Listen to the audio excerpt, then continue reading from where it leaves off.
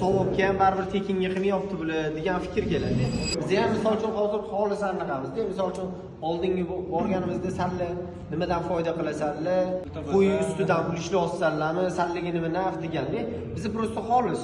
Hammamiz ishimiz bor, o'zimizning tirikchiligimiz bor. Biz o'sha qurbonlikda 3 kun vaqtimizni sarflaymiz, o'sha xolis so'ydiramiz, boshqa qilamiz, yetkazib beramiz.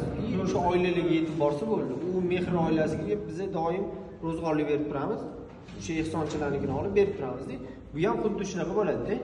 Mana shu hamma xolisga kelgan. Misol uchun ko'pchilik o'ylashi mumkin, hozir bular oladi, so'ydiruvchiga qimmatroq sotadi. Keyin undan foydasini yechib oladi deb bular. O'shaning uchun yugur-yugur qilib yuribdi.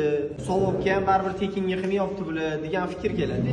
Biz xolis tekinga qilyapti-ku bu narsa. Qo'y arzonga olasanlar, ularga qimmatga o'tkazasanlar, ustidan foyda qilasanlarmi, so'ygandan foyda qilasanlarmi, so'yishda o'sha xalqdan olayotganda xizmat tekin deydi.